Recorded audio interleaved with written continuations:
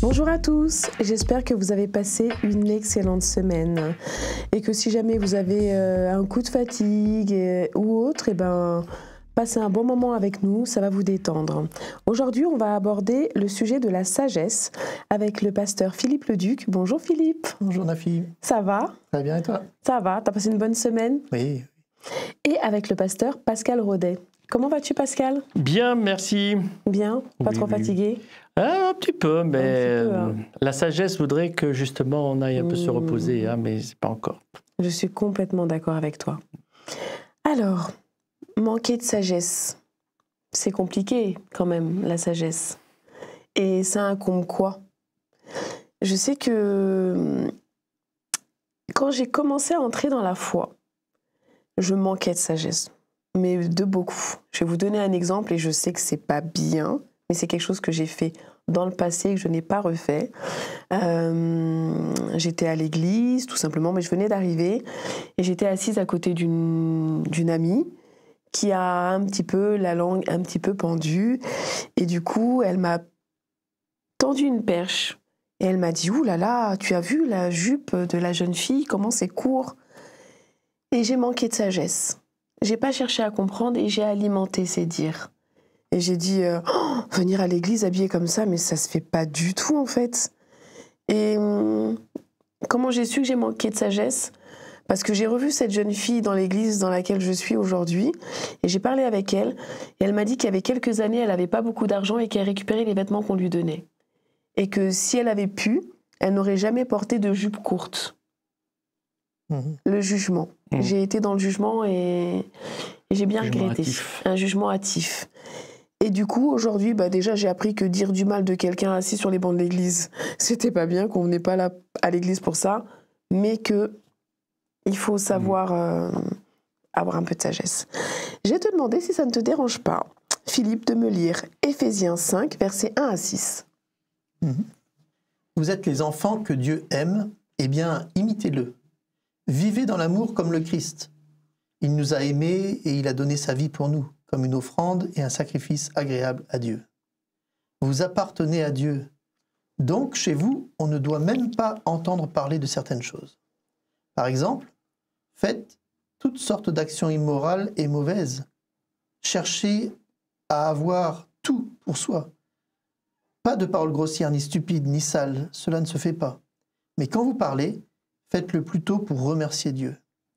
Vous devez savoir ceci, ceux qui mènent une vie immorale ou mauvaise ne participeront pas au royaume du Christ et de Dieu.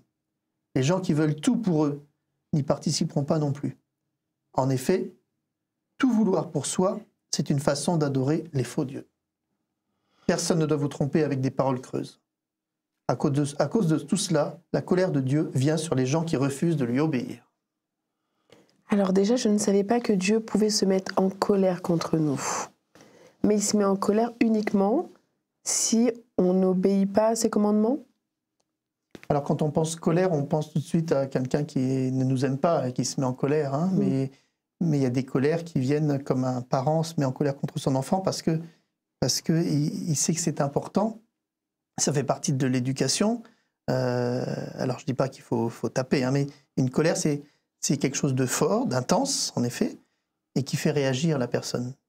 Parce que quand on voit quelqu'un qui est en colère, on est un peu choqué, interloqué.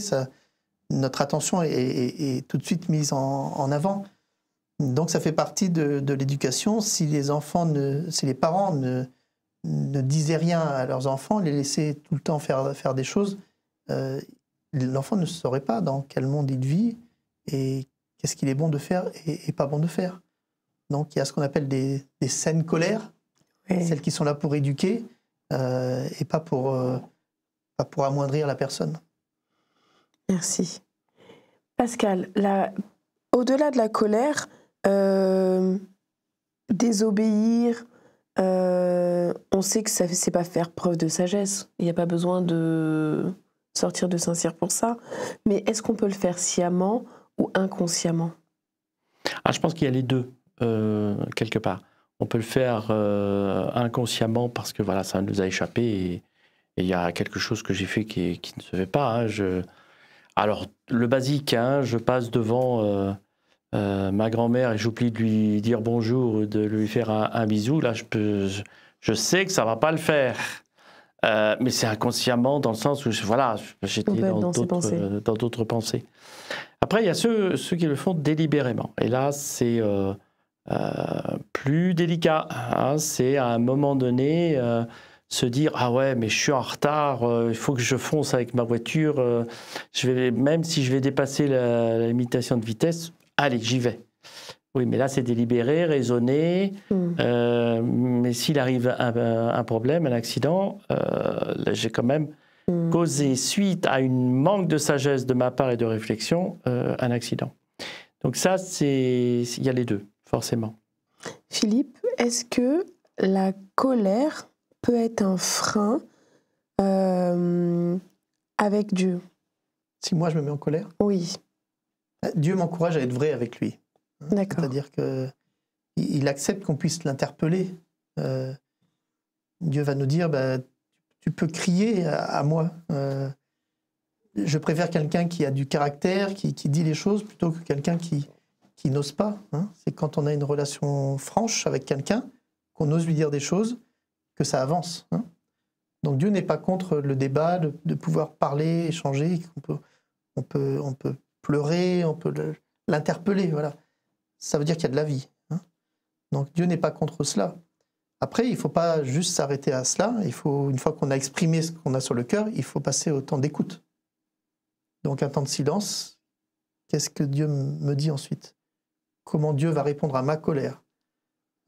Et la plupart du temps, Dieu va réussir à m'apaiser parce qu'il va me faire entrer dans une autre sphère. Voilà. J'avais une vue à court terme, lui me fait voir autre chose. Me fait comprendre des choses que je n'avais pas compris. Ça va m'apaiser. Donc il est à la source de mon apaisement. De mon apaisement.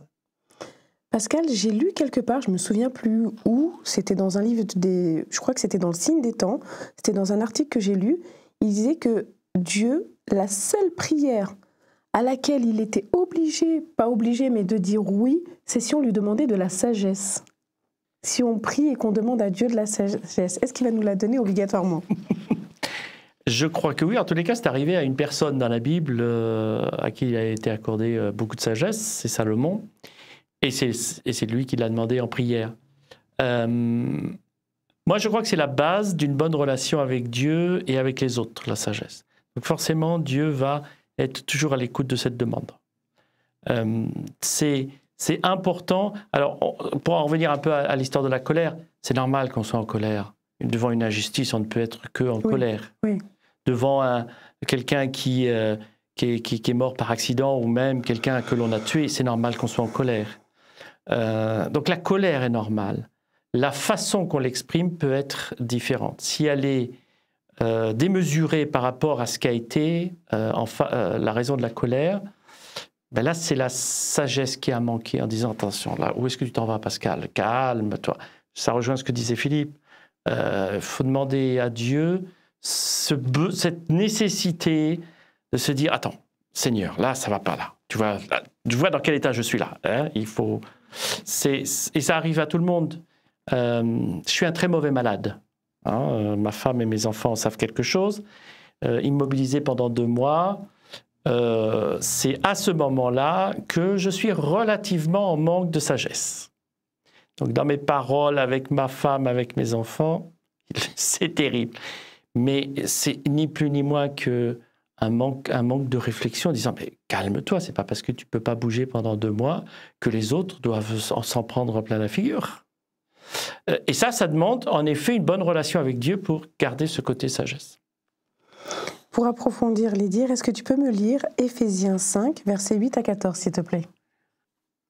Oui, avant vous étiez dans la nuit, mais maintenant, en étant unis au Seigneur, vous êtes dans la lumière.